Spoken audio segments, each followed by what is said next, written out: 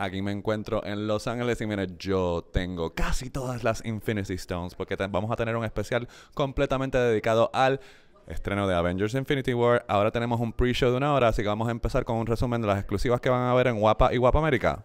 Ahora mismo. It's really fun shooting moments you know fans are really going to enjoy. You know, moments that you really know will stand out and that people will remember. That's what makes these movies so fun. And every day was a new set of people or other great talents and on a new set and another universe. It was I've never seen anything quite as big as this. It is hard. It is hard. You have to do a lot to service the bigger story. It's not about your character or its development much. There is a development, I think. He's more mature. He's definitely more the adult in the room in certain situations, especially when it involves another egotistical maniac in the form of Tony Stark. You have to interpret it and put it through your filter as a filmmaker, how it is that you see these characters. And I think, you know, one constant that we have in all of our films is a level of emotional realism, whether that's characters being funny or being very serious. So we felt really comfortable, you know, myself, Chadwick, and we felt really comfortable day one just going hard, you know, on it. There's actually no way in the world it would work if we didn't say, well, here's what we were doing, and here's the way to do this thing that you actually want me to do. You know, the great thing about it is these movies are like summer camp. You know, you come back 4 months out the year, you see everybody, you reconnect, you talk, you have a good time, and figure out where everybody has come back from in their lives, you know, families, you know, work, whatever, and then you go into it. The beauty is the journey that Wakanda takes, you know, in the movie you've seen, is like we are at a place of, you know, being willing to open up our doors and ourselves to the world and share what we can do with the world. And with that comes a new responsibility. It comes, you know, and a new connection to the world for my character and everybody. And when you said we are going to open Wakanda to the rest of the world, this is not what I imagined. What did you imagine? The Olympics? Maybe even a Starbucks. Seguimos con nuestro pre-show y tenemos un behind the scenes que justifica por qué tiene que ir a ver Avengers Infinity War en la pantalla más grande que tenga, IMAX. I'm Peter, by the way. Doctor Strange. Oh, using your made-up names. Then I am Spider-Man.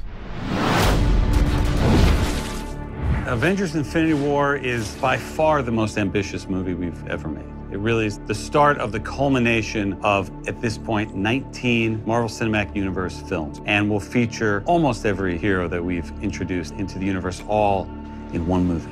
One of the great joys of reading a Marvel comic is flipping through a Spider-Man comic and suddenly the Hulk appears. That is great fun, and up to that point, it had never been done in a movie before, which is why 10 years ago, Sam Jackson walked into Tony Stark's living room and said, "You're part of a bigger universe, you just don't know it yet." And now here we are 10 years later, and everybody knows it. Let's talk about this plan of yours. I think it's good, except it sucks. So let me do the plan, and that way it might be really good. Wow. We look at all the different aspect ratios, but the pure form and the biggest form with all of the information is that IMAX frame. So there are things happening above and below frames that if you're not seeing in IMAX, you're not seeing it. We filmed a cool thing once with Benedict Cumberbatch being Doctor Strange and pushing the frame up. What's fun with Infinity War is that's the entire film. Because when you have a storyline this big, and when you have the promise of a culmination of all these different storylines, we wanted to tell it in the biggest format possible. The end is near. The IMAX screen has a different height than a traditional movie screen. Those that go to an IMAX theater will see a much taller view of the image. So if you're in a traditional theater, it's going to be narrower. If you're in an IMAX theater, it's going to be expanded. There's more information in the frame. There's more storytelling to look at. You see more of the characters, you see more of their powers, you see more of the scale of the film. So it's just presented on a much grander frame than a traditional movie theater. We got one advantage. He's coming to us. We have what Thanos wants, so that's what we use. We have characters in this movie like Thanos who are taller than normal human beings are. When you're framing those kind of characters in the same frame, it can become really challenging with a normal aspect ratio to like hold those height differentials in a single frame. And it forces you into certain angles and certain types of frames and lens choices. And having that extra verticality, like Joe was talking about, gives us a wider range of how we frame and how we shoot these characters, how we present them in the same frame together. When you sit in an IMAX theater, it takes up your entire field of vision. And you begin to forget that there even are borders.